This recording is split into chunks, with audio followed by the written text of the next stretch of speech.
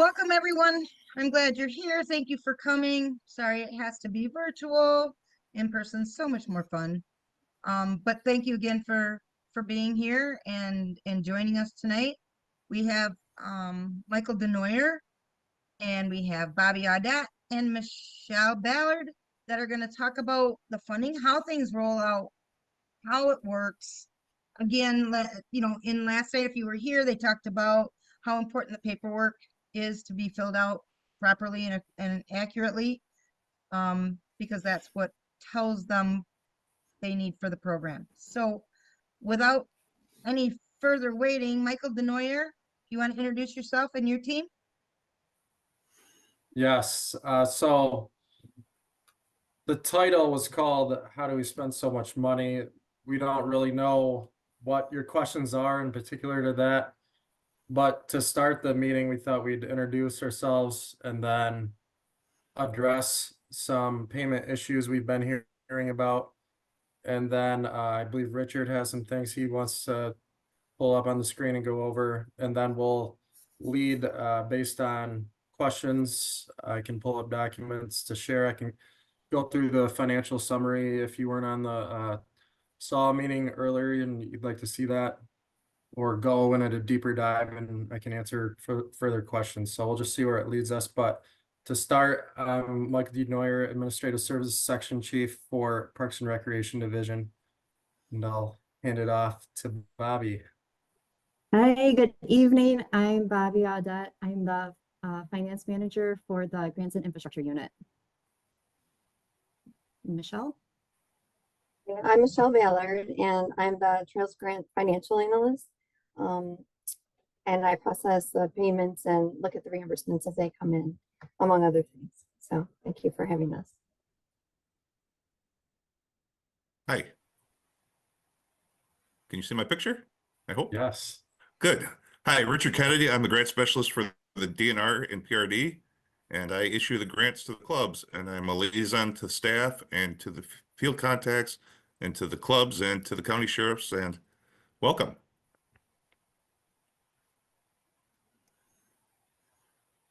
Thanks, Richard. He's kind of our all around. If you need an answer, go to Richard. He's kind of like me. Send him to this one, send him to that one, or you get the answer. Thank you guys for coming.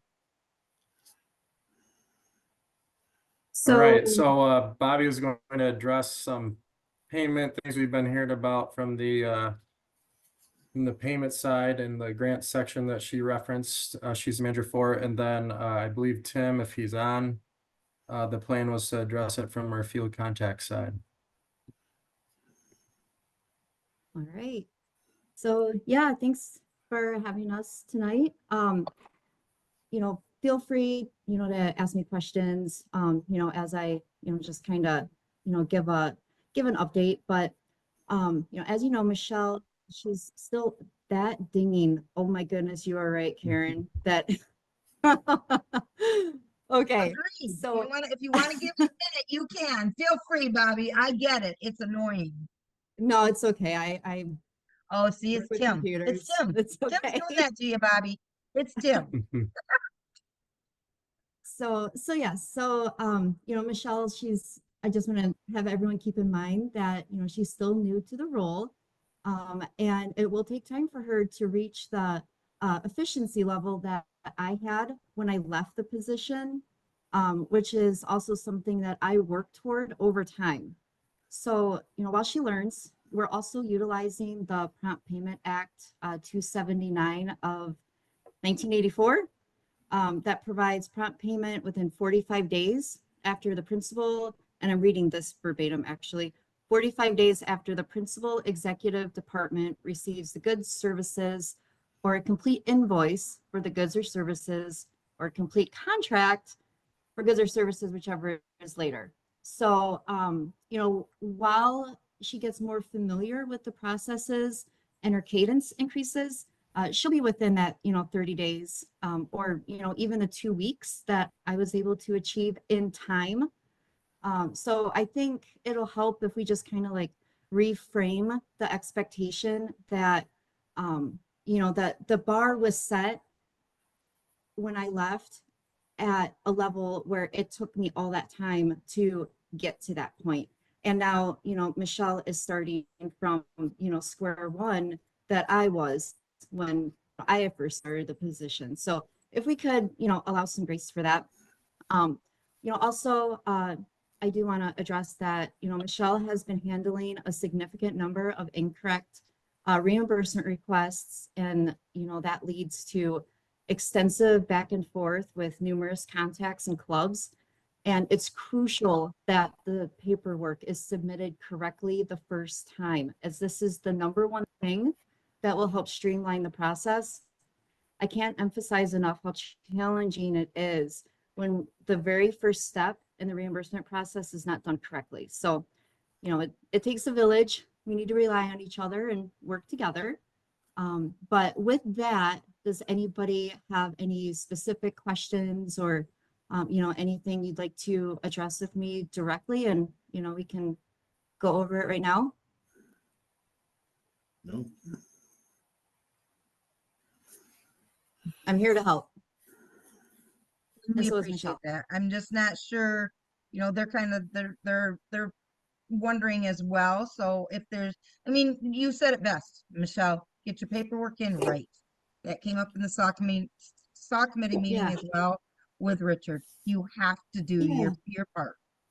Yeah, and Right, you know, to before it also starts kind of walking. put it in perspective a little bit is, you know, when a club is working with their contact, you know, that club is working on just their paperwork. So for the most part, and that contact, they're only doing, you know, so many clubs, you know, maybe a handful, maybe just one. Michelle gets all of it. Michelle gets the entire program. So when there is that much back and forth and there are that many errors and everyone's relying on Michelle to be that end person to provide that guidance and things aren't handled before it gets to Michelle, she has to stop what she's doing and then, you know, address that. And it's a blessing, but it's also, you know, kind of, it stops the process because she is so good at what she does. She documents everything. She is very thorough in her responses. So if there is an issue that she has to respond to, she takes the time to write out that email. She takes the time to itemize every single thing and really help that contact or that club with the issue. That puts a bottleneck in the entire system. So while she is trying to help and do her best and, you know, help the contacts and the clubs and the program, we really need to work together as a cohesive group and make sure that these things are addressed before they get down to the end result, to the end of Michelle in the pipeline. So let me see something in the chat. Is it possible to make the fillable form not able to turn in? Well, I don't know if, so are you saying like if things are, Melanie, are you saying like if things aren't filled out that are missing on the form? Because a lot of times it's also the form's filled out, it's just not filled out correctly. And I don't know if there would, you know, be able to be something that would catch that.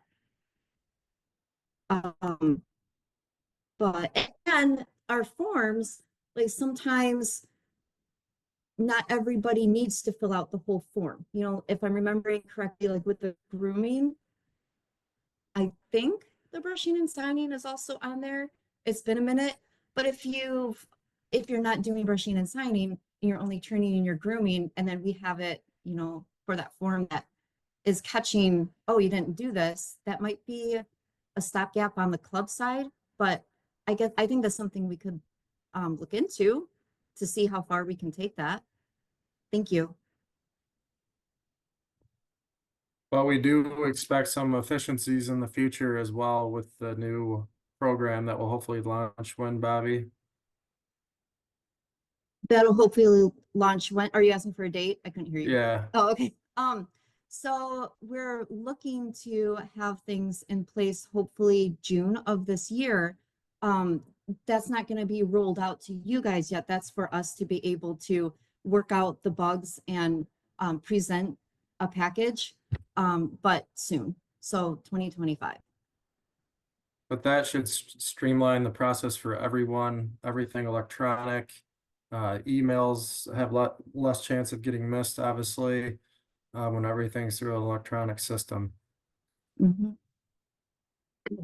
Tim, did you want to address the payments from the field contact side of things? Yeah, and actually, just really quick on that point, Michael, the software that we're looking at and that we're being trained on right now does have those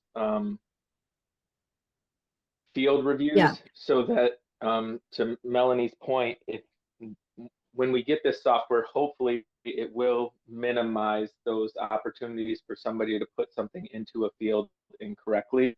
It'll review that and help you and flag it as something that is completed incorrectly. Moving on to the field contact side of things, we are working with our field contacts. We have monthly trainings with them. We continually address this with them. So we will be making sure that they understand what paperwork needs to come in from you all, what it looks like. This morning at the SAW meeting, we discussed improving communication and discussing with our field contacts of a reply email when they receive paperwork, just to let you know that they've received it, so that if it goes a couple days and you don't get a return email, then you can check with them and make sure that they received it. And some other steps that we can put in place just to really make sure that we are moving this stuff through as quickly and efficiently as possible, so that we can get you payment as promptly as possible.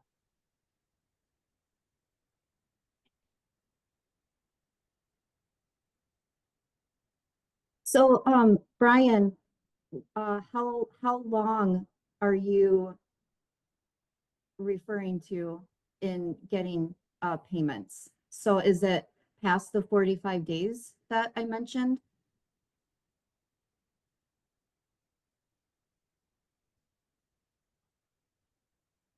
I'm reading the chat. Yeah, I seen that too, Bobby. I'm not sure if he's talking and maybe he's muted. Last night, for anybody that was on or was not on, I guess,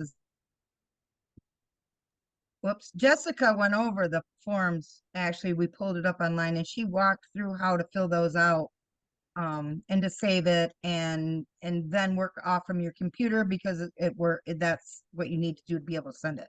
So we can, if there's time, maybe Jess can do that again tonight. But I don't know if Brian got kicked out or he's just not answering or what. Oh, I'm on a phone and can't get it to You can't unmute. get it to Okay, well, can you unmute. type your answer then? Frustration.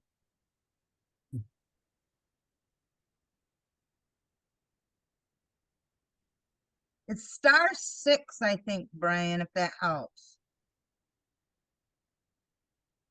Nope, not when he's on a phone. I can't help him. But it's star something. I So think Brian, it's you star typed the response though. Is it past the 45 days that I referred to earlier? And if so, are you able to give an example?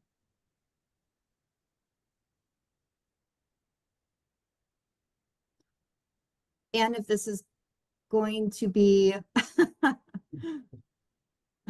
if that is too much for the chat, I can also leave my contact information in the chat, and you know, we can talk offline about that if it's easier. It's been very close. We have advances we are waiting on. I think he means 2 advances. Must be 2 Oh, payments, right. I'm guessing. Okay, so again, yeah, we have had measures put in place where I've had other people helping Michelle get the reimbursement requests out. She has stayed late. She's worked over the weekend to learn this program and get these payments out. So if we could just have some grace on that 45 days, but of course that would not apply to if there's an emergency. So if there's an emergency, you know, payment and we're aware of it, we would most definitely get that out as soon as the system will allow for us to get that out. So I don't want you thinking that I'm referring to, you know, breakdowns on machines or anything like that.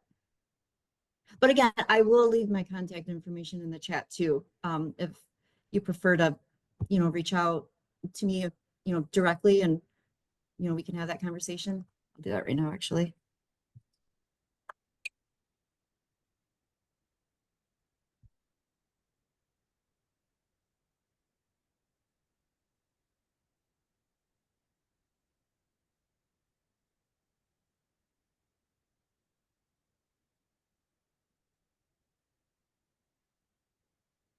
Is there anybody else that needs to talk about reimbursements or have any other questions or concerns?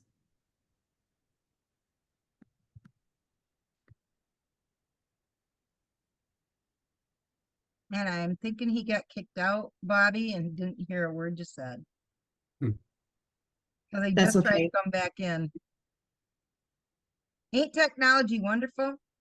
All right. Hey, Karen, I got it now. So it took a minute. Oh, it's you, Brian. I Yeah, didn't it's me, Brian. Yeah. know. Yeah. Well, I'm on lunch here real quick, so I can log in for about 30 minutes and listen here or whatever. But we've been waiting on two advances. One's for the repair of the piston bully, the planetaries, Brian, may and I the first ask, what club are you with? Senior Snowmobile Association. Oh, okay. Thank you. Yep. And they were turned in like the beginning of February. And the other one is for the rental for the Tucker for about 19 grand. These people are not happy. Like they're not getting paid. And Turned it's in like, to your contact? yep. Or And then he sent it right out. It's PJ Costa. So, and he sent it back to me approved when he sends it in. And it just seems like it's just taking forever to get those.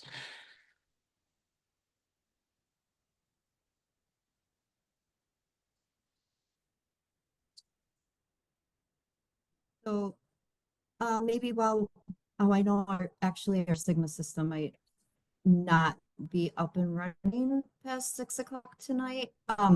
But that's something that, you know, we can look into while Okay. Michelle and I and get back with you. Okay. I mean, that'd be great. I mean, we So just got to get these people paid, you know, yeah, they're, you know, unless 19 Michelle, grand. Yeah. 19 grand bill. They're going to start charging interest on this thing is, you know, and it's got to Michelle get might taken even care have, of. you know, So, something right now, but I don't want to bulldoze over Michelle. So if you want to, you know, chime in at all, go ahead. I'm not trying to override you. no, it's fine. Yeah, I'm just looking for what's out there for CNE. So we did get one from February 5th. For final reimbursement request, it says, and I'm running about 30 days right now. Like a few are a little bit more than that when there's back and forth. Okay, so yeah, that's like at 30 right there. Yeah, and there's one I think I just did for it was an advance earned, and payment was 1,000 going out. That was just done earlier this week, I believe. Yes. Michelle, we got one for the planetaries. That's for like 15,000. And then the other one's 18.8 something. That's for the rentals on the Tucker. Those are two advances. Okay, a suggestion that I've been thinking about is, and this is for the field contacts when they email it to me, because I'm getting several, like, 10 to 15 requests a day, and then sorting out what's in advance. Sometimes they say in the subject, but maybe if we could have that, and Tim, or we can talk about the field contact stuff and the training and have them add that to the subject. because the advances are easier to pay, but like sorting them out, I have time to go through every single reimbursement request as they come in and know what's an advance or not. So that is like maybe a possibility to streamline the advances so that they get processed quicker. So we That's a great idea. talk about that some more, Bobby. And No, Bobby, how it's to- PG. We got a training coming up next week. We'll get that added in there and get all the field contacts to understand that for you. Oh yeah, we'll be on that too. Perfect. I don't want to be the moderator, but I can't help but see that Greg's hand is up, so just gonna say that. You can. You Thanks, have the Bobby. floor. You're the boss, Bobby. All right. She is, at least in our world.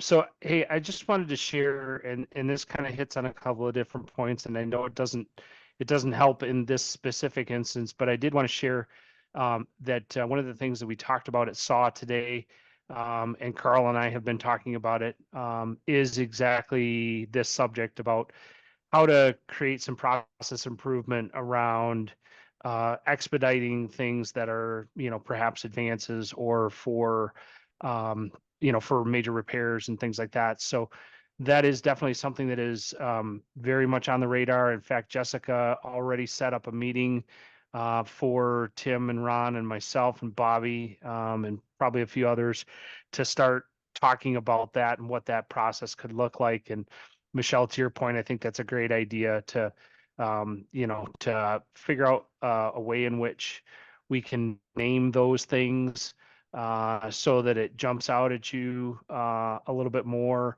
Even on the field contact side, we've talked about doing some work with the field contacts to try to help with manage their email inbox so that, things from contacts go directly to a special folder that they can go to right away and see that immediately rather than, having it go, maybe to a spam or a junk folder accidentally or, some of those things. So those are some of the things that we're working on collectively to try to help with this. Thanks, Bobby. We appreciate that too from all the DNR. It's, they're working with us. They're not working against us, guys. Remember, they've got a lot of snow up there. There's been snow all over the state this year. You picked a great year to get trained, Michelle. Jump right in there. So, well, yeah, I do- started in the middle of it last year and it was not like That this was year for nothing. sure. So Nope.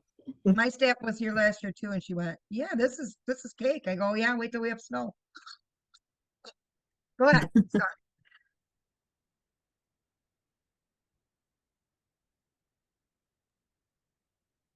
Are you done, Bobby, or is Michael taking over? Oh yeah, I had just I thought we were maybe kind of into Q&A at this point with Can I ask Michelle or I. Can I ask a question real quick, Bobby? I guess maybe an obvious question. Yeah. So I heard that advances are easier, quicker to pay than final payments. Did I hear that correctly from you or Michelle? Michelle said that, yeah. yes, So- there's not as much paperwork to review as some of the other ones, the request with the insurance and checks and invoices and all of that, Schedule C, things like that. So Okay, because I've been trying to avoid the advance and then final payment on stuff if we can just pay it so that you only have one payment to process versus two. But if I'm gonna get paid faster, I'll start putting through advances if I'm gonna get paid faster. But I hate to put through two items instead of one if that's avoidable. It just seems kind of silly, but Well, advances also are supposed to be requested at a certain threshold, cost-wise. So I can't recall what it is right now, in the handbook. Maybe Richard has that, but it is, there are increments, to that for advances. So I mean, And you, it's only go ahead. for certain items are eligible for Yeah. advances also. Yeah, Things we- like we equipment can't- breakdowns or new equipment. yeah, we can't play the system like that to, Well, try to these get are payments out. these And are I items understand. that these are items that would be eligible, I guess is what I'm saying. I mean, I'm aware of how the handbook works. I'm just saying that. I just was trying to avoid 2 transactions, but if we're going to get paid faster, I'll do 2.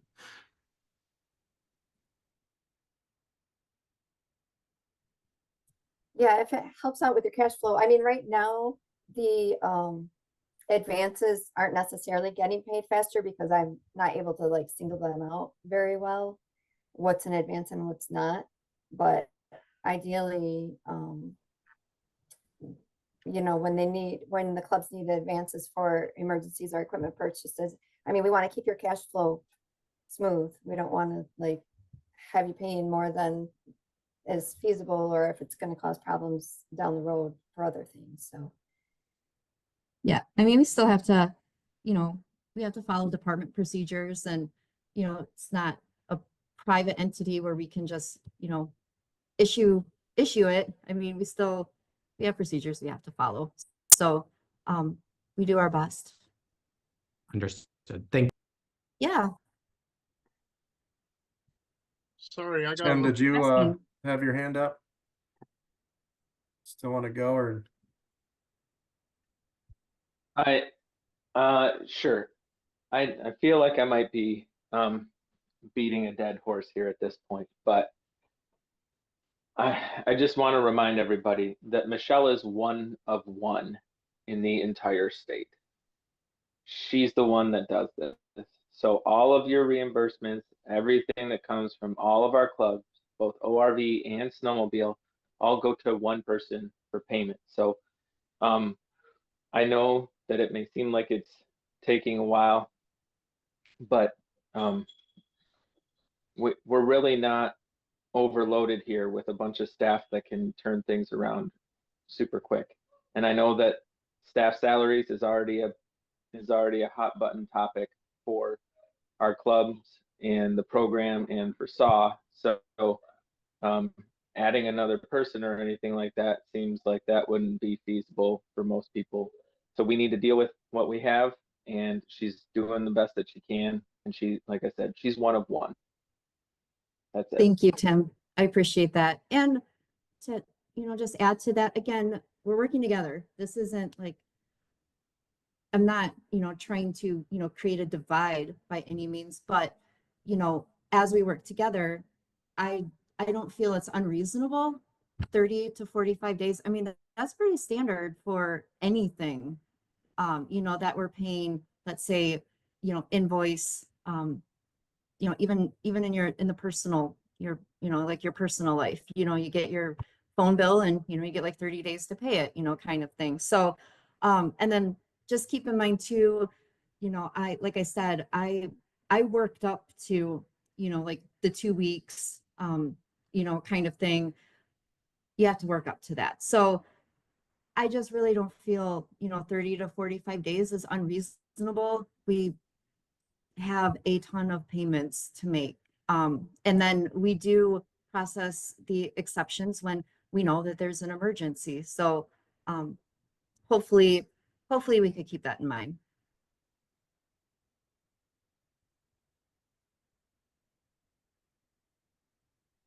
right? Everyone's set on payments. Richard, No. did you want to? Oh, one more. Yeah, we still haven't gotten paid from our December grooming report yet. We're starting to get thin on financing to buy fuel here, so I understand the 30 to 45 days, but we're looking at 90 days now on some of them. Aaron, what club are you with? Moose Country. Did you have any notes on that one in particular, Michelle?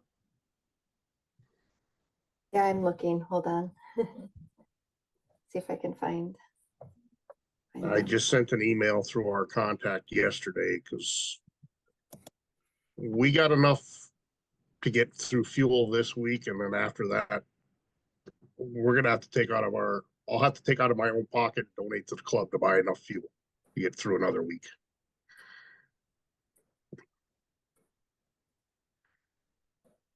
You provide a letter for us to give vendors. Well, I mean, it's the Prompt Payment Act. Aaron, maybe you could put your phone number in the chat and they can follow up with you tomorrow on that. I'll just email tomorrow, Okay. everybody's email, so I was just wondering why seems like, I understand 30, 40, some of our payments haven't gone through in 90 days, so. Right. We just, and you want to check on it. If it fell off someone's desk, of course, they're not going to know it fell off their desk. So, you know, definitely need to check into that. Yep. Thank you. All right, Richard, did you want to go over what? I just found it. I received it February 13th. Moose Country 3-month startup in utilities and December operating. So I'm looking at it. So the field contact signed it on February 13th. So it sat in their desk or email inbox for almost 2 months then. We'll look into it. Yeah, we need to get back address to you. that with the field staff. On our, I think it's Tuesday. It's next week. We have a meeting. So I'll pay that for you. I'll try to get it done tomorrow. Thank you, Michelle. I know that Yeah, that you're did come up in the SAW meeting as well, was that some of the contacts are not seeing the emails. So that's why Greg had said that there's some training that these new contacts are going to go through to make sure that they're receiving these emails at a, you know, in a timely manner, because you don't know what's in your spam if you don't every day look in your spam. So they're learning too. Everybody's learning. We knew there was going to be some of this.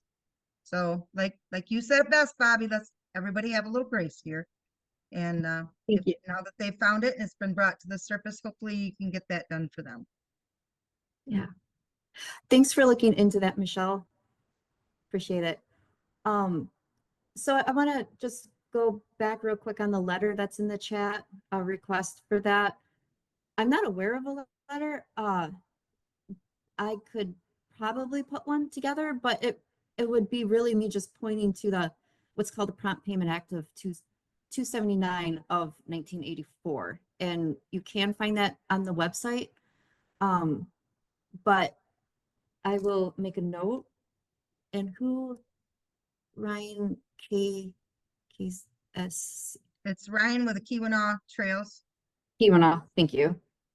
Bobby, I'll work with you on that too. And it can come from my desk with a memo from the department, just letting clubs know and any other vendors know of our processes and that they are assured that money. It just might take some time to get to them, and then that might help the vendors or anybody that's lending them funds to understand that it's coming. It's going to take some time because it has to go through our processes. Great, thank you. We will work on that. And I like the forward thinking on that too.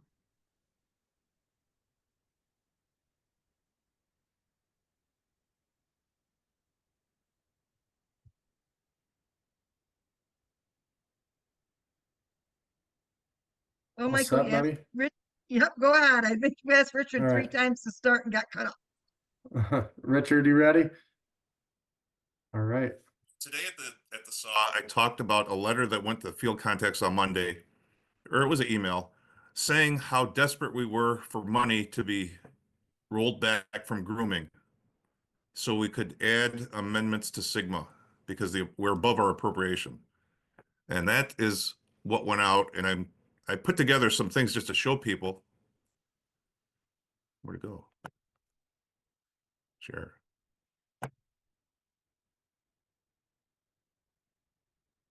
We can see your screen with all the names of the club on it. Oh, you can see it. Okay, Yep, we can see it. how come I can't see it? Oh, no. Now, technology, Richard, remember, we love it. You are sharing screen. So- This is one of the ones I cannot do very well. So you might be looking at what you're sharing, but if you go to the meeting, like pop Zoom back up, Ah, you'll be okay, able I to see. see. There it is. Okay, these are the initial grant outlays that I give each club. The brushing, the signing, the grooming, all the miscellaneous expenses, porta johns, land leases, blah, blah, blah. The special maintenance, which are projects you do, and major repairs, contingency, grooming, utility, and we total that out. So our initial grants this year that went out at the beginning of the year was $7.4 million. That's quite a chunk. Now, let's see if I can share this. Can you see this now? Did it switch? Nope. Didn't. Okay. Let me see what I can do. Share. I think you have to take this one down, Richard, first, and then share the other one. From your Take this desktop. one, take Yep. it down. Yep. Now hit your share Now button again, and share. it'll show the next. Yep. It'll show your next one. Share. Is that working? Mm. Can It's not there slide yet. this over? There you go. Yeah, You got you it. can see It's it now. working. Okay, now I'm going to start at the top.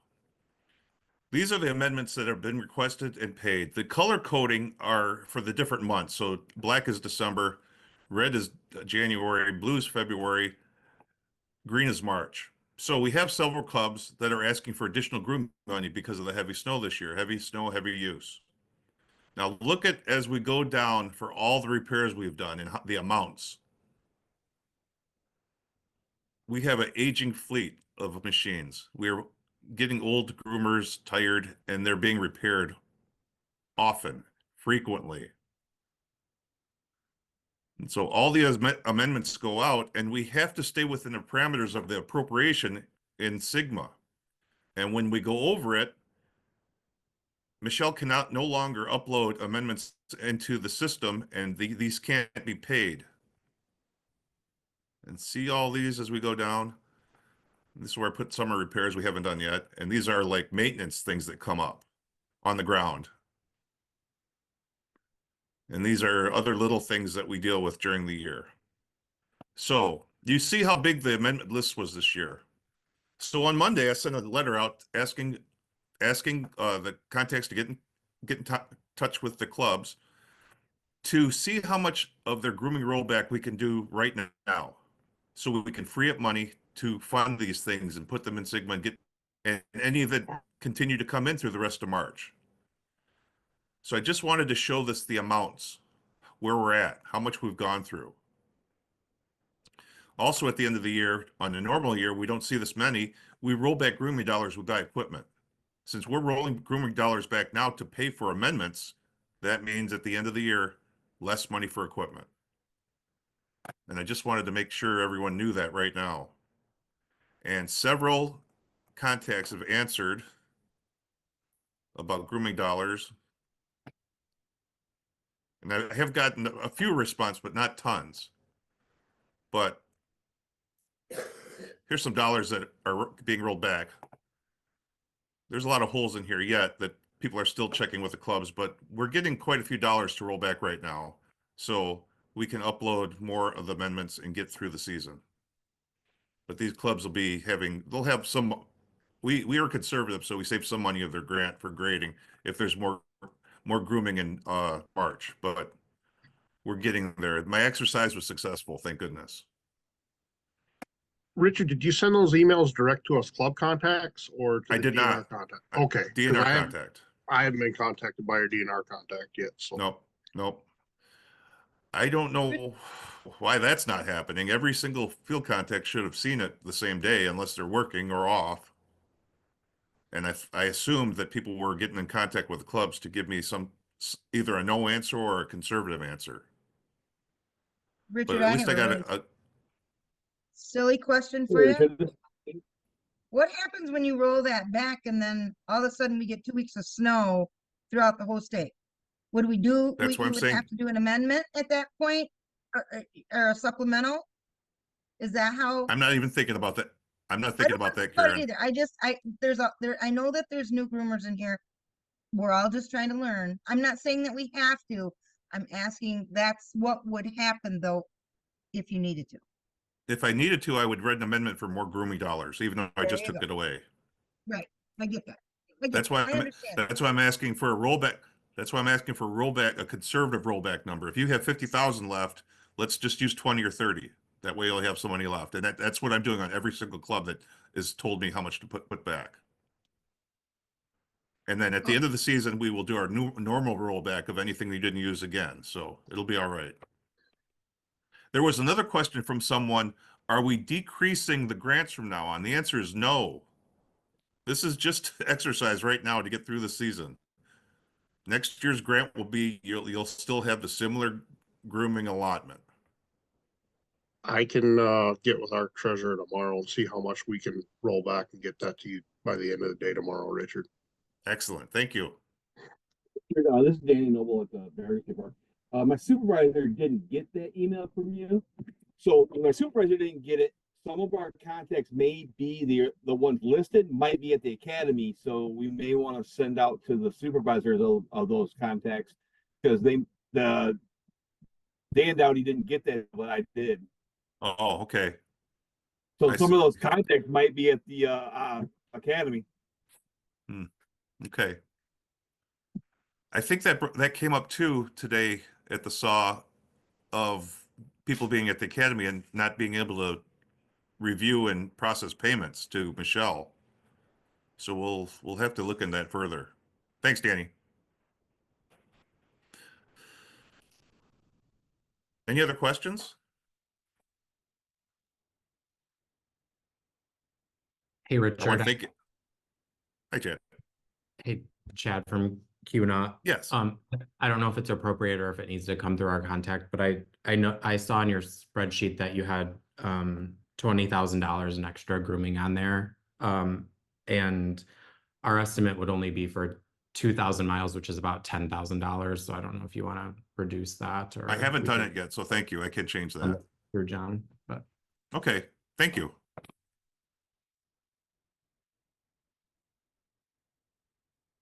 Anything else from anyone? I want to thank everybody. It's been a long season. It's been heavy snow, heavy use. A lot of people got stuck. A lot of people broke down, and I appreciate it, everything that's everyone's doing out there. And thank you, and we'll keep motoring along.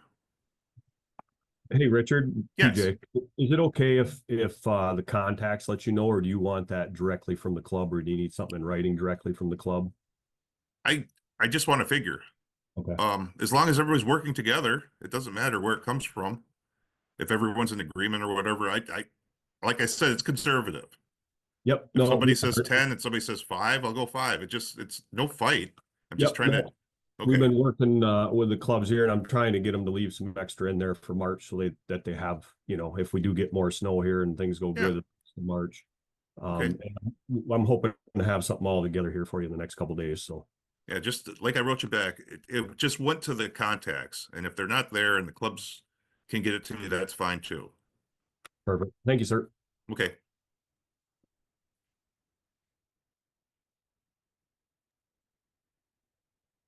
Okay, Karen, thank you. Thank you, Richard.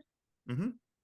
It's always good to get you guys in front of there. So, Michael, what do you have some of maybe you can look at the forms that you showed us and just go briefly over that a little bit? Yeah, you're SAW talking meeting? about the Snow Trail Improvement Fund summary? Yeah, just briefly go over that. Yep. All right.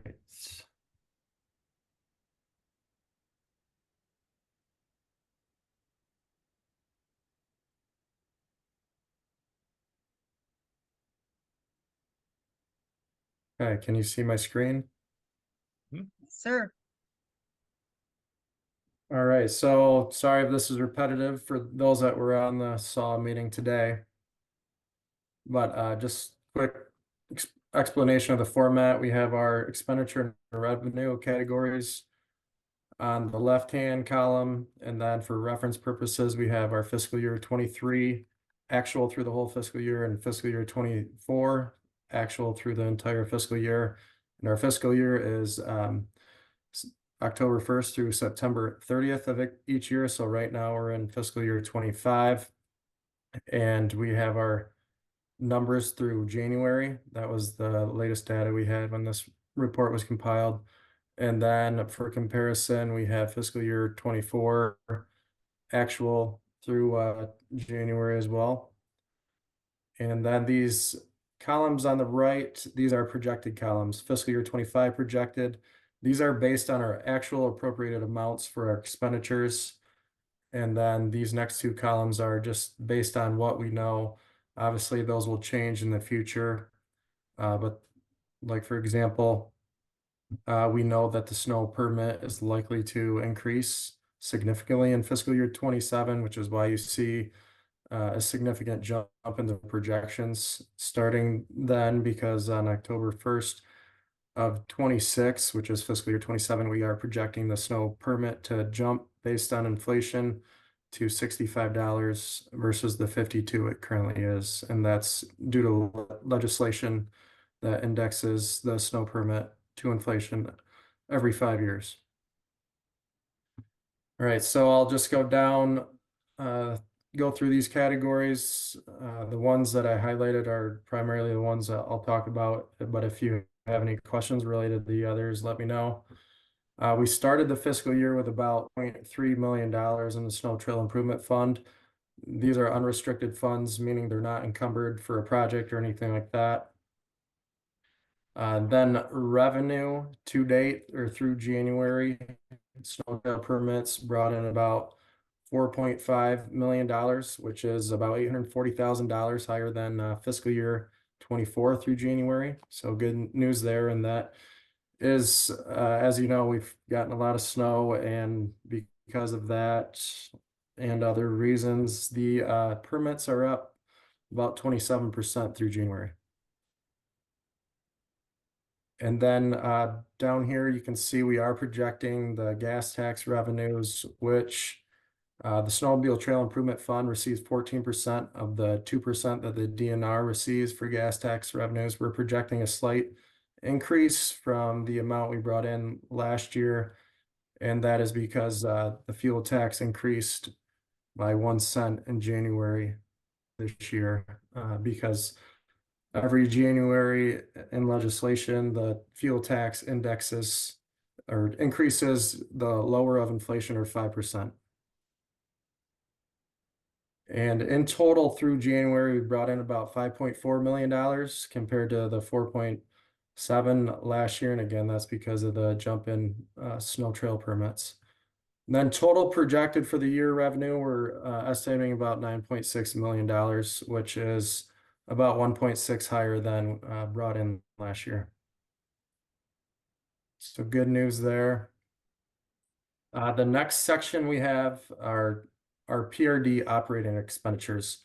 We were appropriated slightly over $2 million, this number here. That's what we're authorized to spend for our PRD operations. This includes the field contact salaries. So our rangers going on the trails, reviewing work, things like that. It includes trail section salaries, Michelle, the ones issuing the payments, working directly on the snow program.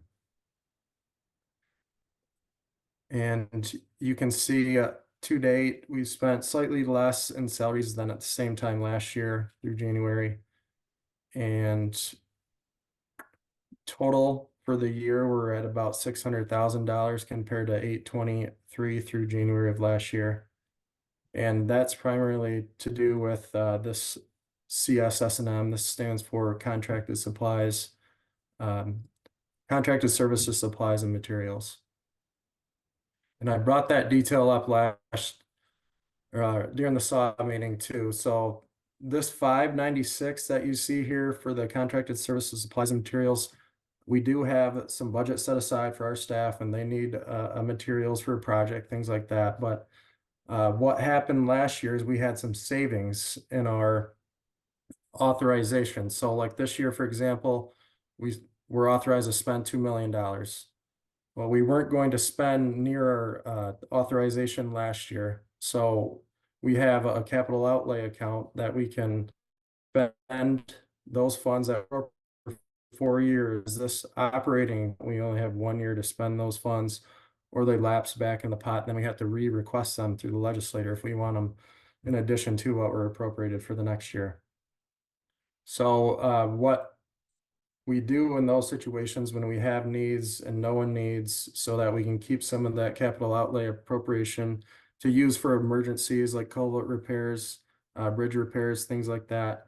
We moved some of those expenses from our capital outlay, so they were projects, into our operating account to free up future capital outlay dollars.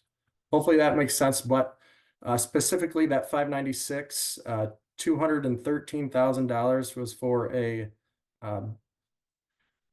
bridge, US 12 bridge in Garfield Township. There was a Sturgeon River Bridge rehab for 117,000. That's part of that. And then there is 155,000 of that was for Western UP culvert replacement. So these aren't just things being spent. Those are big projects that we moved from our capital outlay appropriation, which is why that number is significantly higher than the previous fiscal year.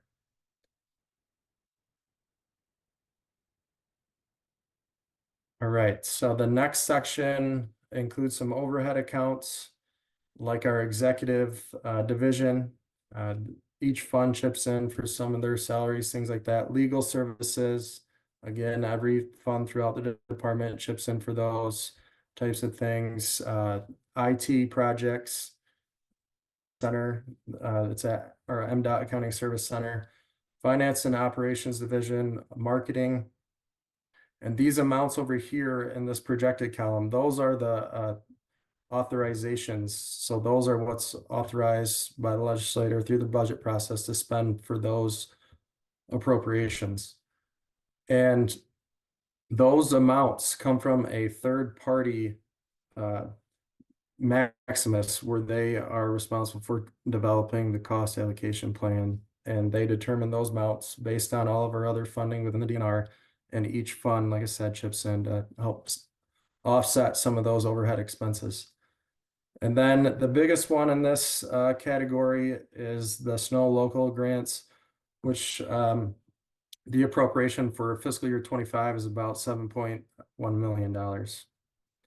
And you can see through January, we've only actually spent 943,000 compared to about 1.7 last year. Now, this number does not include any of the encumbrances. So any advances or any encumbrances, so a grant that's issued for grooming but hasn't been spent, those figures are not included here. And then the next section, we have $1 million budgeted for capital outlay. These are for emergency type needs or projects that need to be done throughout the trails, snowmobile trail system. Like I mentioned earlier, examples could be a culvert replacement, bridge repairs and replacement. I'm sure Tim and Richard, or Tim, or Greg, Ron may have better examples, but those are some of the primary ones that I know about. And then for our total expenditures for fiscal year 25, and again, this is what we're authorized to spend. It doesn't mean we're going to spend to that level, but it's $10.45 million authorized to spend. So when we go back up here, even though it's a better year than last that we're projecting, about $9.6 million in revenue, if we did spend that full authorization, we're spending significantly more than we're bringing in. So that's going to reduce the fund balance, and that would put us at about $2.5 million to end the year in unrestricted fund balance, which we started with about 3.3. I'll open it up for any questions. If you want to dive deeper into any more detail, I'm happy to. Or if there's any other questions budget-wise, related to this or anything else while we got Bobby, Richard, and trail staff and Michelle on the phone, feel free to ask away.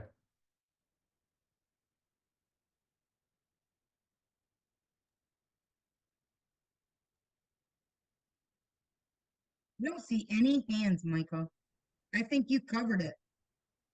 Either I lost everybody or I did a really good job. I still get lost in some of it, but that's okay. One of the things that I asked Michael about earlier today was the civil service, because that sounded very strange to me that we would be paying civil service, but he did explain that pretty well earlier. If anybody else wants that explanation, I'm sure he would run through that again. Yeah, that's the Civil Service Commission. They are responsible for setting rules and regulations for state employment. So again, every fund throughout the state is going to be chipping in for those types of expenses that benefit the entire or all departments. So because we have a trail permit that pays into that. So obviously the groups that don't have a trail permit obviously aren't paying into that. Am I right? Or does the state budget pay into that, Michael? Not sure what you mean by groups that don't Because have a trail so permit. Snowmobile has a trail permit, ORVs have a trail permit, but the equestrians don't, hikers don't, bikers don't, paddlers don't. That's where I was going. So does the state pay a portion of that? Or is it just our group because we have a permit? That's a question. So equestrians, if it's an equestrian campground within one of our state parks or recreation areas, that funding would come from the Park Improvement Fund, which the primary sources of revenue for that are from camping and from the recreation passport. Okay. So that's where the rest of that comes from. Okay, makes sense. So they do pay into it for like equestrian example, they pay into it by camping at an equestrian campground and also purchasing a recreation passport. The same goes for most of our non-motorized users, because to park at one of our non-motorized trailheads or to park at a park, Join the meeting. would require them to have a passport, and those funds that come for non-motorized trails come from our Recreation Improvement Fund, which is partially funded through passport sales. Right. Okay. That makes sense. Just a different stream is a. Yes, and in full transparency, we are having conversations about the potential of having a non-motorized or maybe a bicycle or a bridle permit. We're a ways off from anything being actually realized, but we're having conversations about maybe the city for that. Yeah, I did hear that in the last equestrian meeting, that there's been kicking around. Amy and I have discussed that as well. Thanks, Tim, for clarifying that. I appreciate it.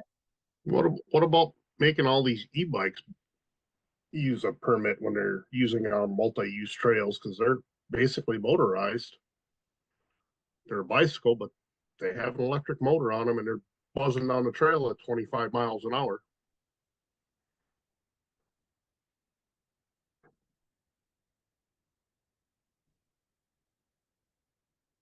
So are you saying on a motorized trail they're going down? Yeah, we have a joint trail, snowmobile, ORV, equestrian bike trail. It's a heritage trail from Republic to Marquette. We got lots of e-bikes that use it all the time. And then it's not I know there's a motor, but it's not a non-motorized trail. It's just ORV and snow. Well, yeah, but everybody that's motorized has to pay a permit to use that trail. Right. Yeah. Technically, they have a motor. Yes, technically they have a motor. By state motor vehicle code, they are not considered a motorized vehicle. They're considered a pedestrian vehicle like any other bike. Thanks, Tim.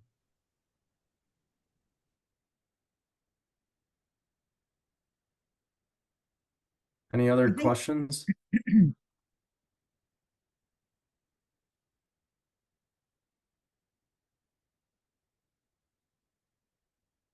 I see no hands.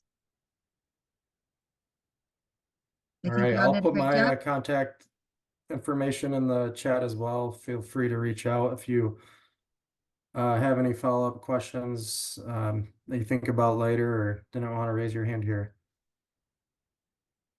Thank you, Michael. Thank you, Bobby, Richard, and Michelle. We appreciate your time. It's very informative, and I'm sure that as they go back to their loungers, they're going to think of some things. So hopefully they get some calls to you guys and get their questions answered that they may have or coming forward. I appreciate you being here tonight, getting to know them. It's always easier when you got a face with a name. Thanks, Karen. I just miss being up there, glad handing everybody, making jokes. You and me both. Pretty sure Darn it. that I know. We had big plan next year. Next year, big guy. Yeah. We'll be there. Yes. Okay. All Bye-bye. right, deal. We appreciate this opportunity too, so thank you. Yep. And we Thank you. hope that all of you will come next year and at least for one of the days and get to know the sponsors and you know, they're not always just yelling at you, Michelle, Bobby and Michelle. They're usually lots of fun. So it does help to get you guys all together. It's definitely, you know, enhanced the event. Richard, Did have one more question come in the chat. I'd be curious how the RTP money is spent by the DNR, motorized, non-motorized, or multi-use. Would you want to take that one, Bobby? Oh, actually, that Tim will be already presented. replied. Yeah. Okay, I missed that. No, I mean, he replied as you were. Yeah, I replied as you were reading the talking, question. Michael, but we will be discussing that at our next MTech meeting. So we talked about it at the last one. We presented a list. They asked for more information, so we're bringing it back at the May meeting. It's presented once a year to MTAC for approval, right, Tim? That's correct. Yep. So we do keep an eye on that too.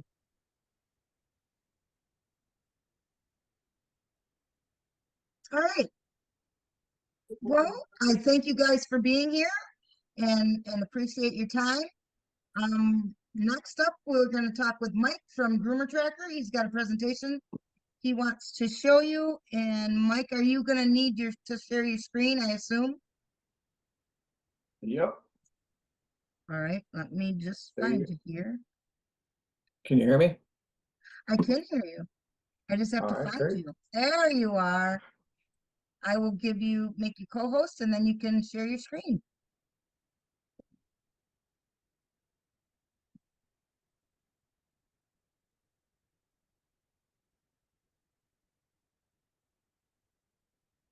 You wanna maybe a little introduction, Mike?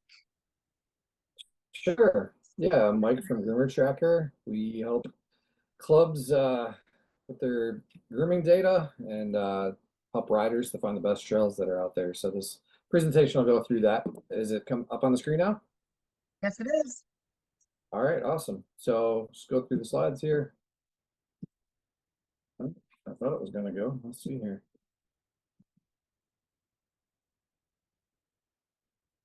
Let's see here. I guess I got something selected here.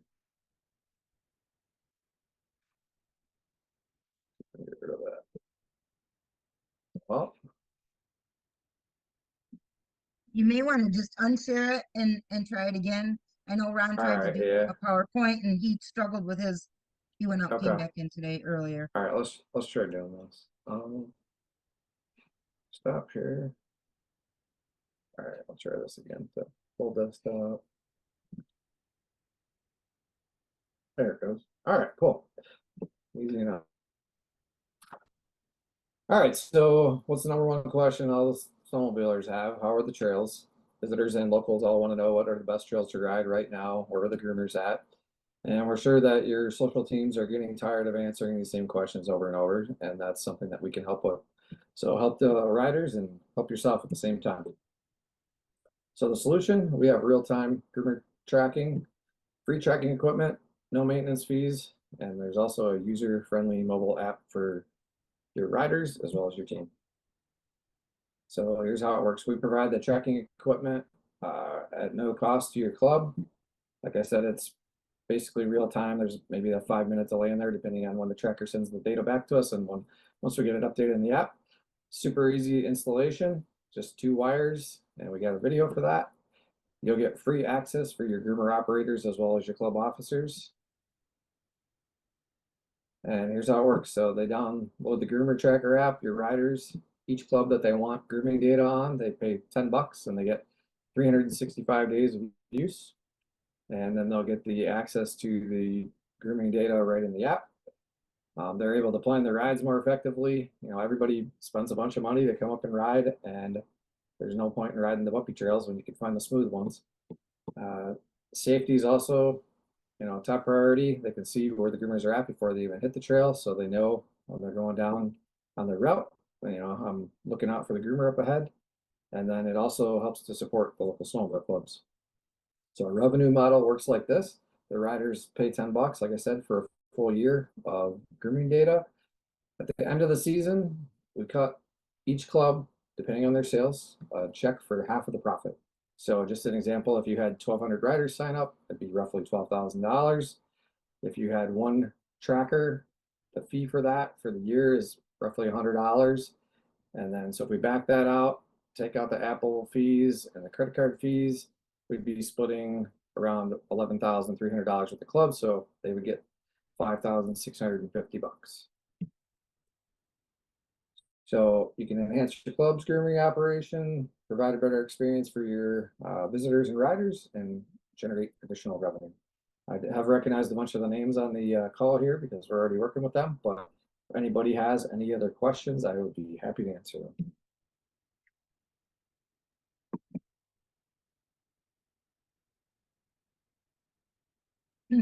How many clubs do you have in the state, Mike? We have 42 nationwide. I think there's about 35 probably in Michigan. Wow. That's pretty good with 67. That you've got half. I think, isn't it? What is it? And somebody said 33. I haven't counted them, so. I subscribe to all of them. I think it's 23. Oh. All right, there you go. So Matt's got all of them. Yep. So it's a good fundraiser for your club, which all the clubs need that, obviously, and giving them the access and letting them know that you guys are out there doing your thing is a draw for them as well. Yep. I see good and Jessica's bad got with this program. What's that, Aaron? I see good and bad with this program.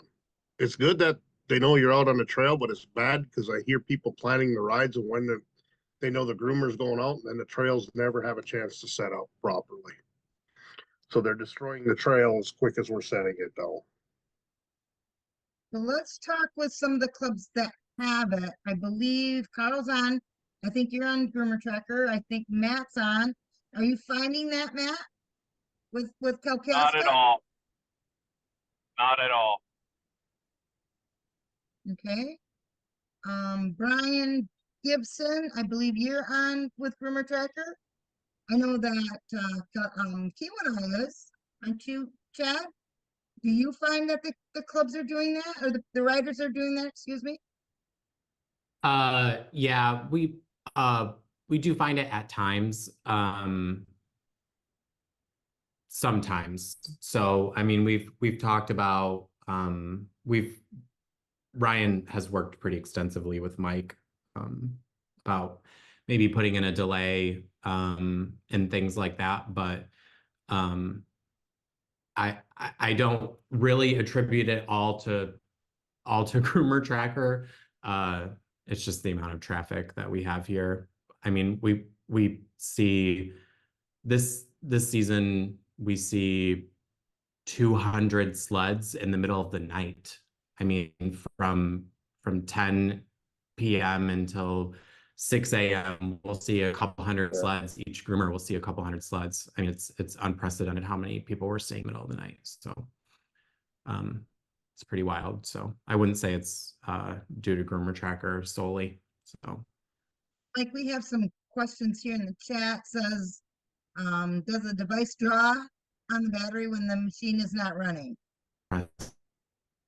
Generally, we have them wire it to a non or a keyed power source. So basically, it's only on whenever the key is on. So, and the majority of the clubs turn off the master switch. So yes, it can drop in your battery, but if you turn the master switch off or you put it on a keyed source of power, then it's not an issue.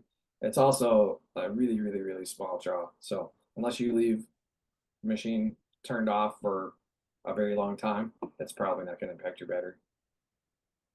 It would be less than a cell phone. We'll just put it that way. Joe Schaefer is wondering, he's in Allegheny County. We typically down here don't get a ton of snow. He's wondering, would this be worth it for them? I think it's worth it for any club, obviously, but that's my own. I would love that if you would have that job. Allegheny County.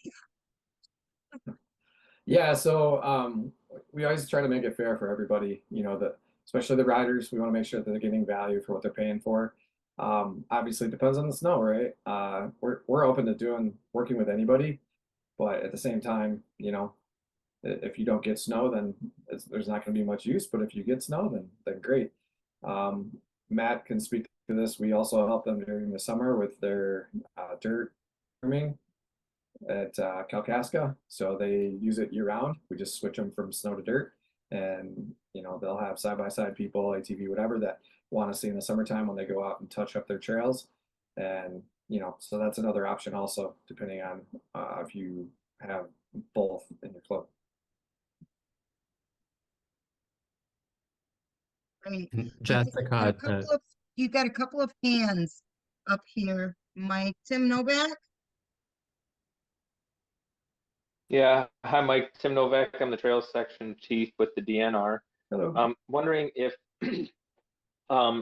you capture user data, because right now all we have to track metrics for trail use is how many permits we sell. Okay. And I would be really interested, because we don't know if the person that we sell the permit to goes out once or goes out 100 times, and where they're going. And we would love to see that data. It would help us tell our story and possibly get more funding in other avenues for trail development, things like that, for our snowmobile program, if we had some hard data to kind of back that up. So I was just wondering if you guys actually track that data, and if so, do you have any type of governmental agreement or something like that that we could discuss? Sure. So right now we don't physically track anybody, and a lot of that has to do, we haven't really taken that on, and most of it's because Apple and Android don't like you following people around. So they would have to consent to that, but we can tell, you know, how often somebody's looking at the app. I can tell kind of the general area that they're in, just because, like, for example, if they're on an IP address in, say, Bergland, you know, and then maybe they're on an IP address somewhere else or whatever. But as far as like knowing exactly where they are, no. I assume, you know, like tracking apps or whatever, like Life 360. I don't know if you guys are parents, but I have that for my kids, and I'm pretty sure as far as like privacy concerns go, they're pretty tight about that. I don't really think that they would allow us to do that unless we said, hey, we want to track where you're at. So I guess the short answer is no, but kind of in a roundabout way, we can kind of see where people are at. But you know, then again, we do have users. They're on the app like every day. I mean, they might be in Chicago and they're just, you know, dreaming about the trails they're going to ride or whatever, and they're looking at it, and then, you know, a couple days later they show up in the UP or, you know, Lower Michigan, whatever. Wisconsin. I mean, we're, like I said, coast to coast with this thing. So, it's interesting to see all that stuff. Can you tell what trails they're looking at? No, that's another thing too. Like we can't like stand over their shoulder, I guess you could say. You know what I mean? Like you can't spy on them, I guess. To I can see which clubs they belong to, or you know, like which clubs they've subscribed to. You know, so we could say like, oh, this person, they're subscribed to these clubs in the Western UP, the Eastern UP, you know, Lower Michigan, things like that. But as far as tracking their actual location, that's kind of what I was talking about, those privacy concerns. Okay, great, thank you. And if you have other questions, I'd, be happy to talk to you after the call or whatever you want. Hey, I've just got a quick question. I think it was Matt with KCSAS. I had a question because your experience has been no impact to riding on fresh groomed trails and not allowing for setup. And my follow-up question to that is, if you're comfortable sharing, I'm curious how many subscribers you have for your club on the app. I don't know that number. Mike would be able to tell us that number actually. Okay. I can pull it up while we're going through here. I don't have it memorized, but are you comfortable sharing that, Matt, with everybody? I don't see why not. Okay. Unless, Mike, it's Ryan with Q. Hey, Ryan. It's Ryan with Q and I. You can share ours too if you want. Okay. Thanks, Ryan. All right. Let me. Yeah. Let's see here. I'm just pulling it up on my phone, so I don't have to keep switching back and forth. All right. Let's see here. Kalkaska. Rough numbers, about 30 or almost 400 people for Kalkaska. And then Keweenaw. Keweenaw is at about 1,500. Thank you. Yep. I think I would tend to agree with Chad as far as the having time to set up. I mean, our guys are seeing people way late into the night, an unprecedented amount, just like Chad said, riding late into the night, leaving the bars at 2 o'clock in the morning or whatever the case may be. But the late night riders this year has been a significant amount.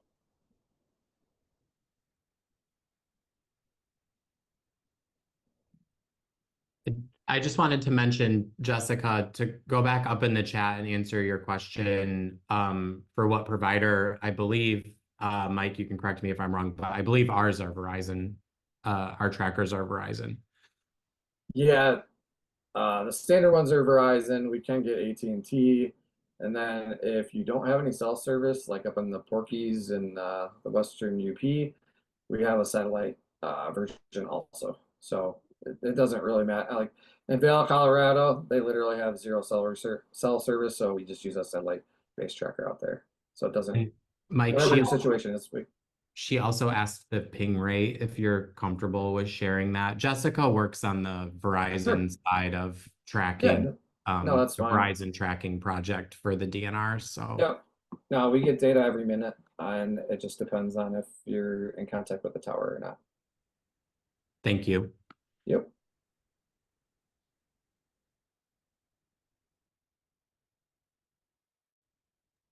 Hey, Mike, there's a question in the chat that they would like you to reach out to them. Maybe if you put your contact information in there. Sure. Yeah. They can then get a hold of you. Yep. Perfect. Because they would be contacting you to sign on as well, correct? Yep. Yep. Perfect. So with that, is there any other questions? Petoskey wants. Mike? Go ahead. Petoskey's asking how many they have. So hold on. Hopefully you're from Petoskey if I'm giving their info out. But hold on one second. He is from Petoskey. All right. They're at 130-ish. And they just got on, I believe, last season. So it takes a little bit, to get the crowd built up. Ryan or Chad can speak to that. But as time goes by, we sent checks to clubs last year with like basically no grooming. And, they're like, we didn't even turn a track. And I said, yeah, but the riders still subscribe to it and they don't mind because they're giving, back to the clubs where they participate and use their trails. So the riders don't have an issue with it. If they want to cancel, that's no problem. We take care of that. But yeah, very few complaints, and I think Ryan can speak to it. It helped to get some of their groomer barn going and whatever else. So it's, you know, no matter how much grooming gets done or doesn't get done, the people are standing behind it. So that's a nice benefit. Yeah, and I think the other big benefit for us too, Mike, is, you know, everybody is always asking, where did you groom? What did you do last night? So it's reduced the number of inquiries, emails, phone calls, types of things that we tend to receive. So it can take some workload off the volunteers to be communicating about what's going on. And every time a business asks and whatnot too, we encourage them to get it. And then you can answer those questions without contacting the club. So it's really helped to get our message out and people to know what's going on by encouraging them to download it. And it's taking a lot of workload off of the club. The other thing I was going to mention too, Mike, that I don't think was in your presentation, kind of a cool feature that's in there, is if going above and beyond just the subscription, there is a feature in there that if they like what they're doing, they can give your groomers a tip in there as well. So they can add to that little subscription as well. So that is a nice, there's a little tipping function in there for your groomer drivers as well. So it's a nice little thing that some people choose to use as well. Yeah, we're not keeping any of that. Other than the credit card fees, we're passing all that on to the club, and they can use that how they want. If they want to have a, you know, dinner for the operators at the end of the season, or give them some extra money or whatever, that's all just going to go straight to them. So thanks for pointing that out, Chad. One more thing I'd like to add real quickly, Ken. We have been on it for what, 4 years now, Mike, I think. Sounds right. Yep. And something that we found as operators and our trail coordinator, the knowledge of knowing where our operators are at all the time, for safety reasons, has been huge. You know, if the machine goes down or an operator has trouble for whatever reason, like one time in specific this year, we had an operator have trouble with the drag, and he was on the phone with our coordinator, and by the time they were done on the phone, I had it pulled up. I knew where he was at, and we were on our way within 5 minutes to go get him. So that has been huge for us. That sounds like a great feature, Matt. Yeah, Sounds but can't amazing. you also do that with the state-run Verizon app that the trackers that we got on our units? That app does the same thing. I don't have access to that, so I can't say for sure. Yeah, the simple answer to that, Aaron, is yes. If somebody's looking Matt? at it. Matt, I know someone who can get you access to that. Joe. Get a hold of me anytime. Okay. Got a training coming up here real soon, Matt. Join the meeting. Well, is there any further questions for Mike? Thank you so much for coming tonight, Mike. I appreciate it. We appreciate your time, and hopefully we get some more clubs subscribed to this, and they can make a little money on the side. Awesome. Thanks for having me. Look forward to you coming next year. When we're in person, we Yeah. can shake hands and things like that. Right? That would be great. All Thanks for right, having thank me. you so much. Yep. Next up is Mr. Chris Gamache with Polaris Ride Command. Are you there, Chris? Oh, there you are. I am here. You need to, do you need the screen? Are you gonna Yes, screen please. share? There you Yep. go. You can now. All right, cool. If you wanna introduce yourself and tell everybody. Yeah. So thanks for having me on tonight. Karen and MISORVA crew would have preferred to have been live like everyone else, but I understand the issues that happen. My name's Chris Gamache. I am the program manager or trails manager for Polaris's Ride Command program.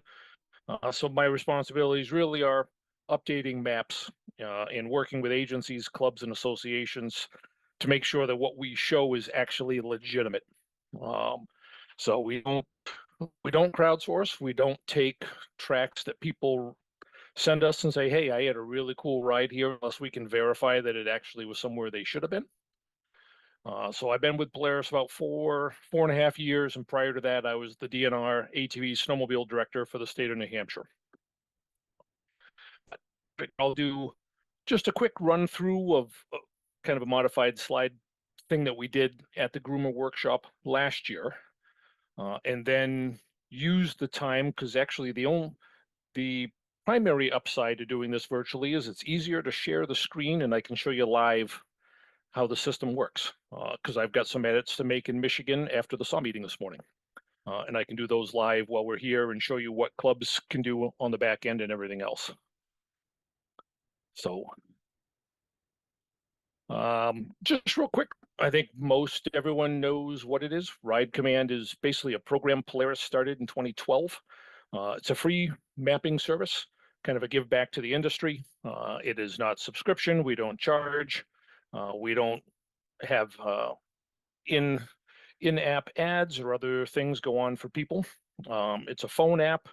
It's a website, but it is also available on Polaris snowmobiles and off-highway vehicles in certain models with the 7-inch display.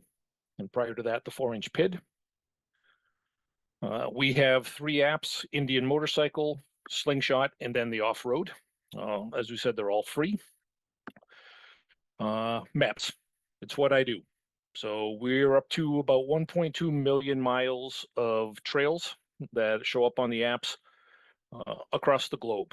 North America, US, Canada is the primary focus. We have a ton of snowmobiling data for Finland, Sweden, Norway, and there's a lot of ATV riding in Australia. And you may not realize this, but Morocco is a really big place if you want to go ATV. So again, we don't crowdsource. That has been the big thing with the folks we work with. They do not want us just grabbing data and putting it out there because someone said it's legit. So we check every source we can to verify before posting. You have the ability, I think what they were just talking about with the Groomer Tracker, a lot of the best places to ride, you don't have cell service. So the ability to download offline maps, and your phone is always tracking you via satellite transponders in your phone, so you can use it offline as well and stay on the trail. We identified generic points of interest, predominantly lodging, fuel, and food. We have a generic third-party vendor that we get things from, kind of like a Google. This layer of information can be turned off by users if they want to, but it's there so people can find services that are near trails. We have ride tracking, so you can record everything. It stays in your account. We do get all of those tracked rides.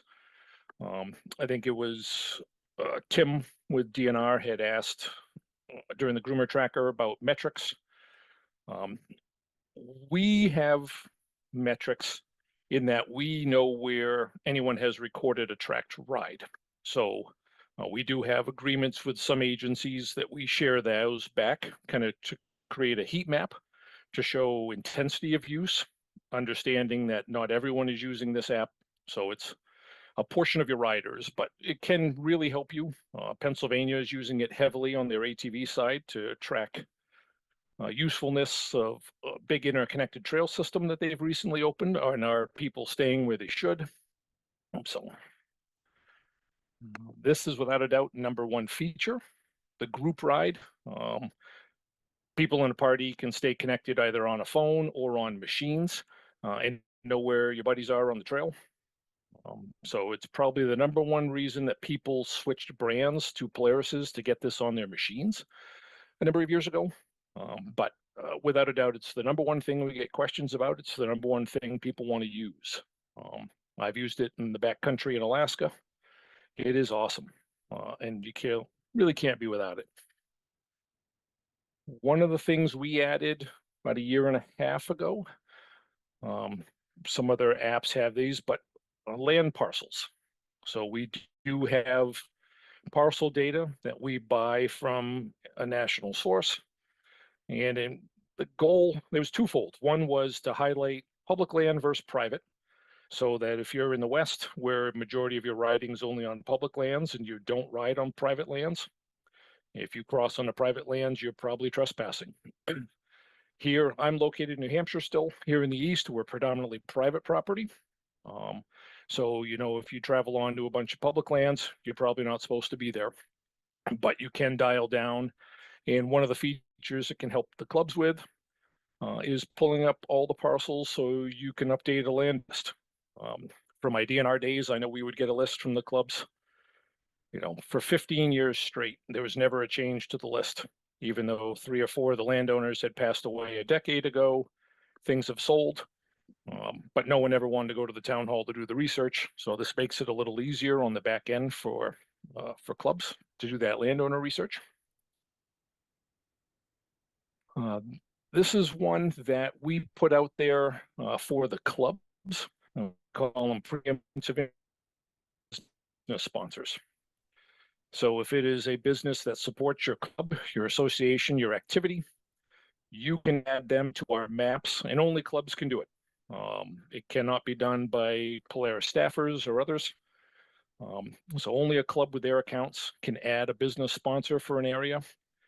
If a club chooses to charge someone for that ad, like you would on a paper map, the club keeps anything they charge for it. We don't want to know. We don't have to be involved. So if you're selling your club ads for the paper map, you can say, hey, for another $50, we'll put you on the digital app that Polaris has, or we'll add you for free because we want you coming. It's a decision for clubs, but it's a tool that clubs can use. It's basically, it's a club's choice whether they want to or not. They are highlighted differently on our maps. They come up with a gold seal, and I'll show you some live on the maps after.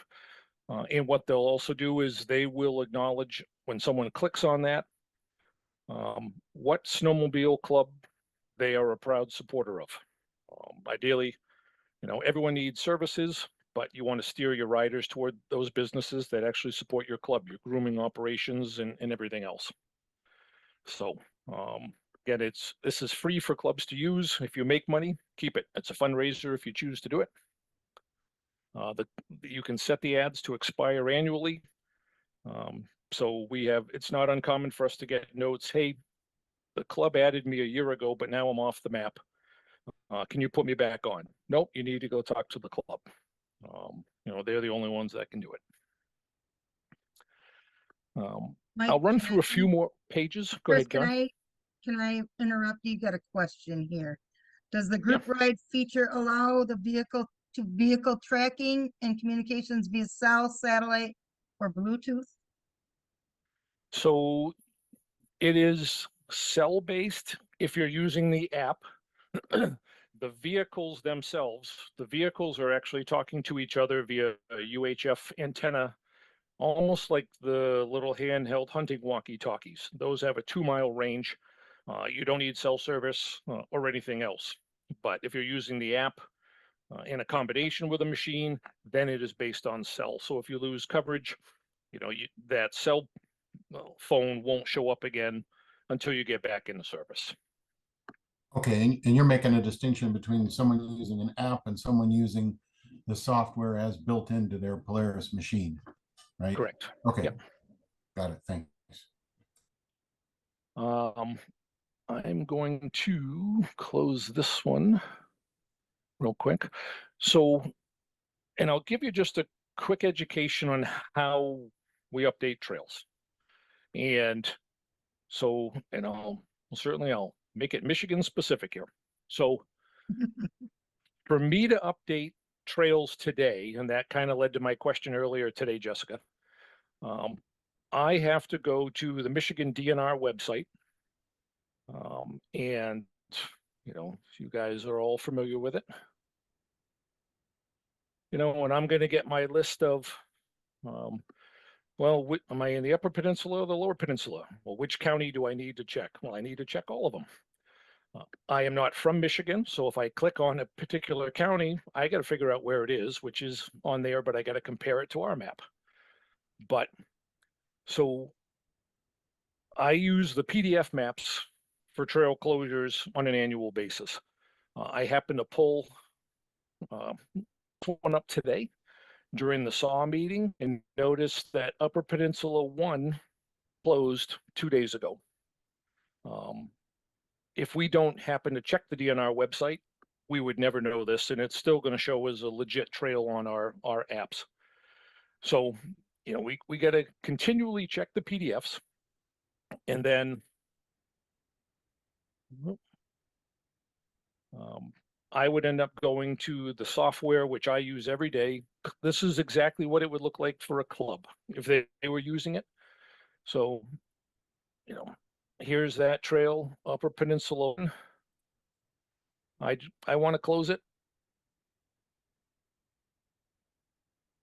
It's now closed on the trail manager side. This will show up on the app and the website first thing tomorrow morning. So any changes made by a club or anyone else, any given day, the following morning, the app and web will be changed.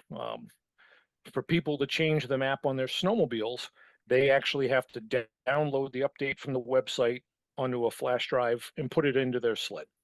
A lot of them do not do it.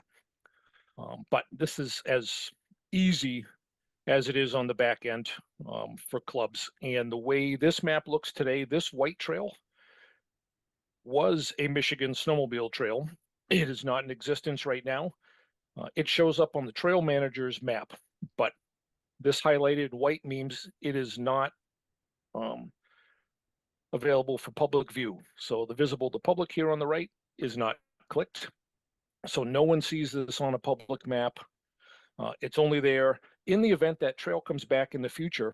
You don't have to redraw it. You just click on it and say, it's back. It's good for, it's great use if your timber operations, you're going to be closed down for an entire season. We'll just take the map off, the trail off the map. But I know I'm coming back next year. I'm just going to turn it back on.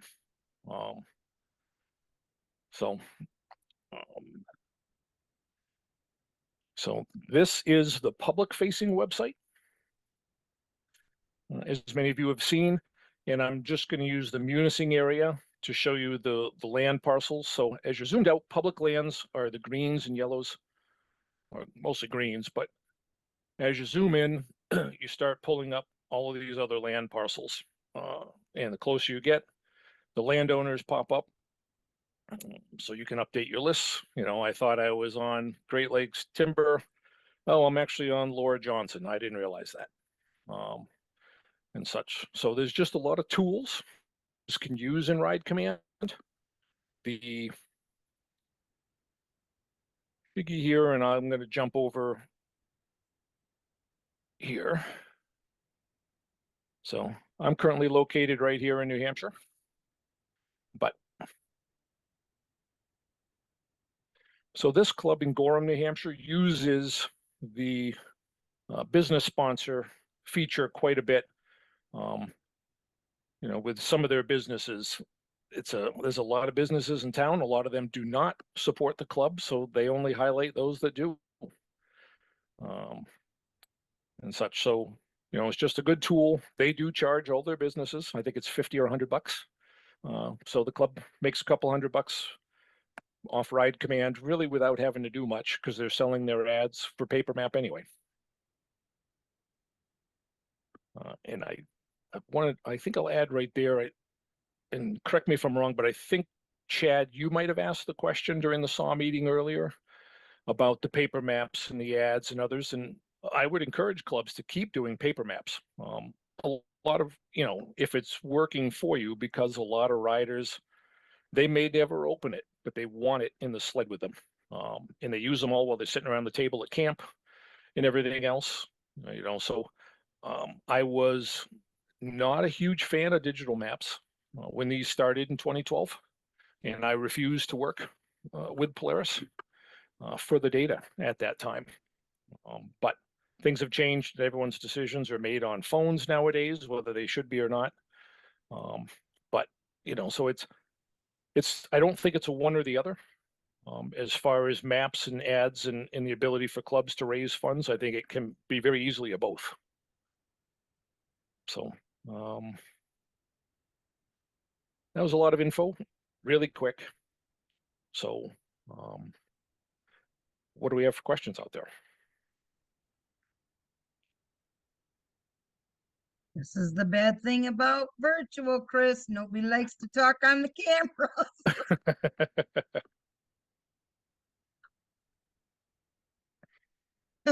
I think it's a great program, and as I've listened to this, I do have a Polaris Ride Command that we use on mainly on our side-by-sides, but it's a whole lot more than I realized what it could do for me, for sure.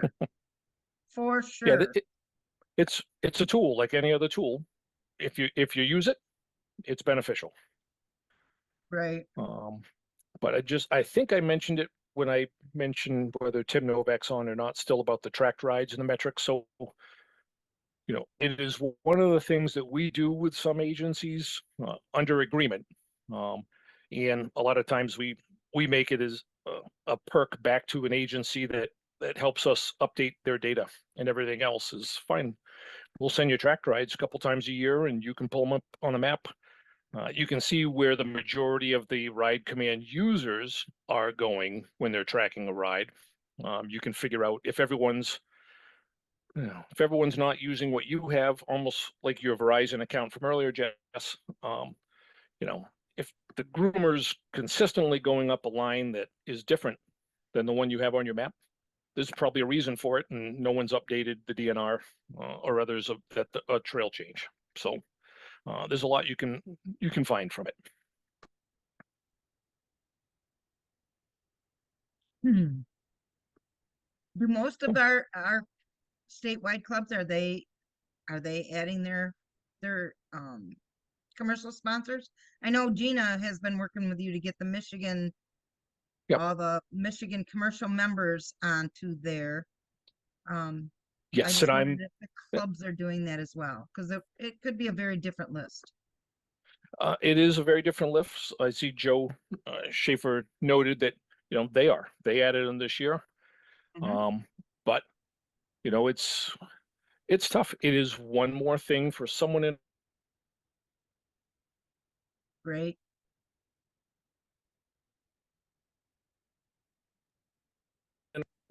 Just consistently sitting on their phone or computer and have them do it. But it is something else for a club to do. But, you know, once they do it, they usually keep doing it because it's money you don't have to work for. So, Brian's got a question. We are working on that. So Brian's comment is, can you take the comment section off the app? Negative comments are getting out of control. So it is not in place today. And a year ago, when I was up in Sault Ste. Marie for the Groomer Workshop, that question came up from a couple of folks. You know, because folks out there that, you know, if they have nothing better to do at night, they make poor comments just for the sake of making poor comments, or they don't like the new club president, what have you. And they're really not comments related to anything that we intend riders to put up. We are rebuilding the app. That'll be released probably this midsummer. And we are talking about making it so that a trail manager, so your club with your account, would have the ability to go in and take down those comments if someone is writing them about you. But, you know, I don't think we would ever get rid of the general comment sections in general. I do, it can't be here still. I had a meeting with someone a couple weeks ago, and we were talking about these.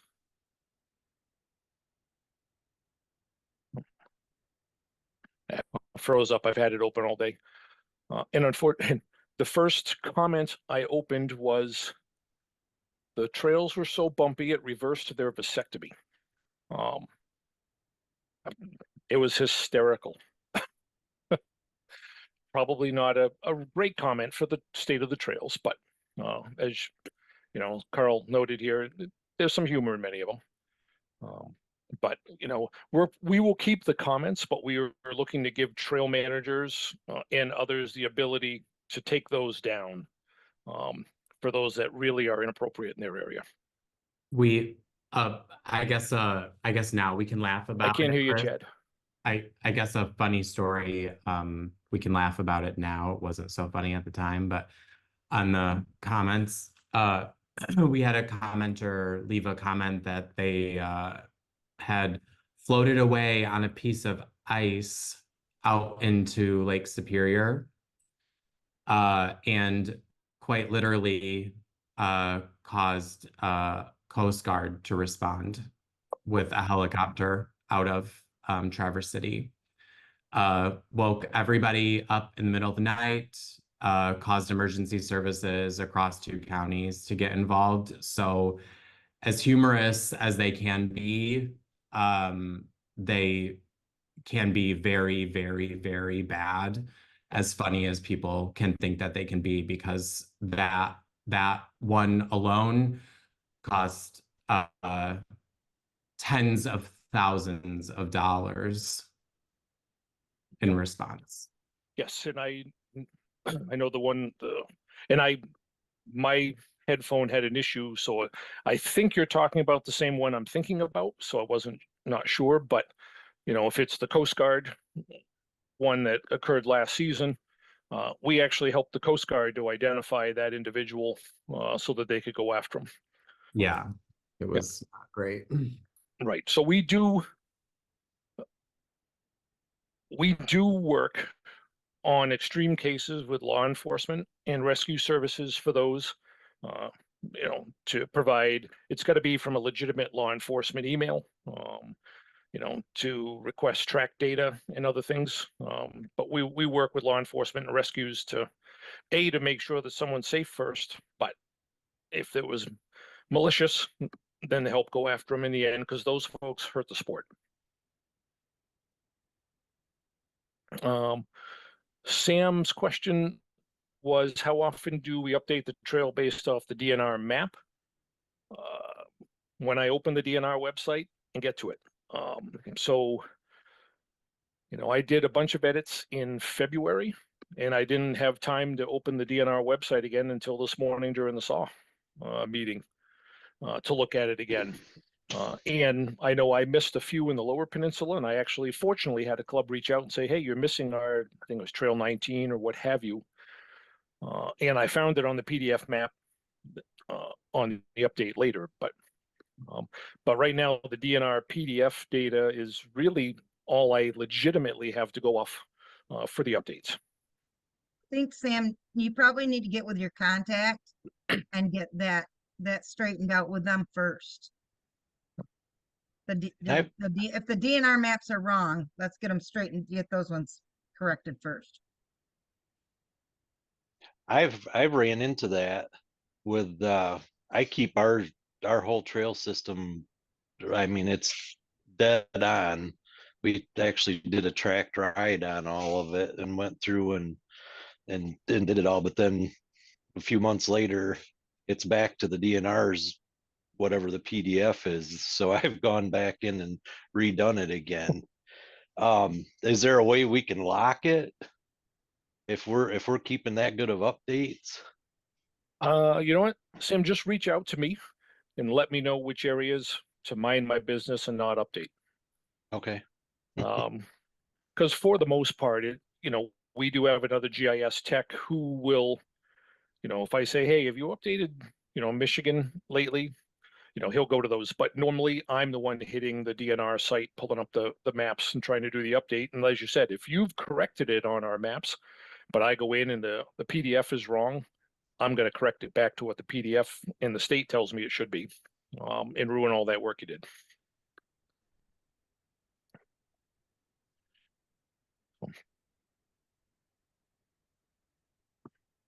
Any other questions for Chris?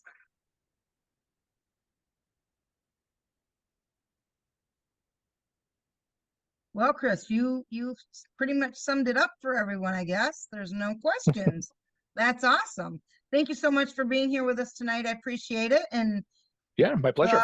We'll do our best and be on our best behavior. So next year we get to go back in person.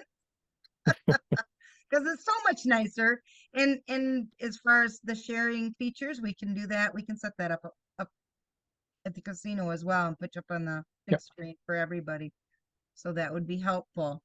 I do want to looking take forward to it then. one. What's that? So I'm looking forward to next year in person. Me too. I do want to take 1 minute, guys, and if I can get Gina to turn on her computer or her screen for here for a minute. Gina works in the office with me, and Gina's taken over this event. She's done this. She's put it together. She's worked with manufacturers. She's worked on the schedule. She's definitely got my back on all of this, and I want y'all to take a minute and get to see her, talk to her, call the office. She's the one that's going to be on the other end of the phone. She's doing a fantastic job, and I appreciate her more than you know. Thank you, my dear. You're awesome. You're awesome, Gina. You're welcome. Couldn't do it without you, girlie. Oh, you stop, Bridget. She actually, for all you wondering, Gina had shirts done. We the sponsors have paid their sponsorship, and we will use the shirts next year because there's no way she's going to peddle them on the street corner. So we have the shirts. They're done. But it's not, you have to order your hoodies special, Bridget. She did do that for one of the clubs. They have ordered all hoodies. Did they not, Gina? Yes, there was one. Yep. They wanted the hoodies, so they talked with Gina and she made a special order for them and to get them. So Bridget, you have that ability for next year as well. But I would order them this year because I'm thinking she's printing them right now. If they're not already Yeah, I'm done. not sure if she's, yeah, I have not heard that they're already done. So if you want to shoot me an email, I can see if we can still make that happen. There you go. Well, I thank you all for your time. This wraps up the workshop. Definitely a different kind of a workshop, being that it's virtual. We crammed 3 days of information into 3 2-hour sections, and it was tough. So, but I think there was a lot of good information for those of you that were here all 3 nights. I think they're definitely enlightened on some things that you may not have known about. I think the equipment subcommittee did a fantastic job last night explaining paperwork and why the formulas work and why they don't work and where the flaws come in and out. I thank Chad as our president of MISORVA for being here. He's been here all 3 nights. We have Mark Paintner, our secretary, our treasurer. He's been here all 3 nights. Scott, where did you go? Scott Madison is the secretary. There he is.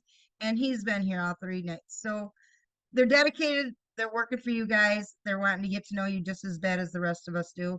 Most of you I've met personally. If not, we're close to that. And hopefully next year you'll come to the event in person, and we'll hope and pray that we get the registrations and the grants that we did this year to bring 4 of you from each club there to pay those registrations for you. Takes a little pressure off from your club and help you out. They gave us a great rate last year of $91.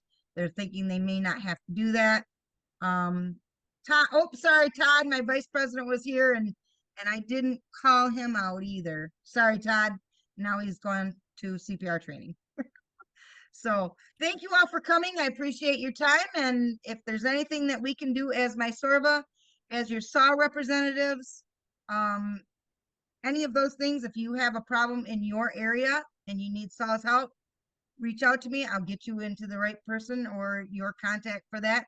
Chad sits on the SAW committee with me as well. Joe Kuchnecki is on. He sits on the SAW committee. Charles on the equipment subcommittee. So there's a lot of us working together here and trying to, make things better as well as we can. We work well with the DNR. We got a lot of new contacts out there. Don't be afraid to reach out. If there's communication problems, any other problems we can help with, please contact us. will get you into the right person. Chris, did you put your contact information in the chat for everyone? I don't think I put my contact, but I can put it there now.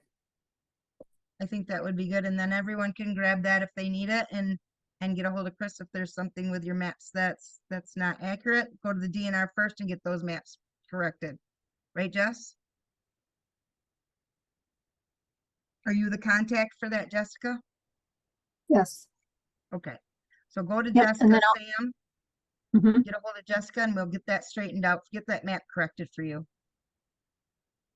Yep, then I work with Kim Kennedy from there. Perfect. Is there any other questions, any other comments?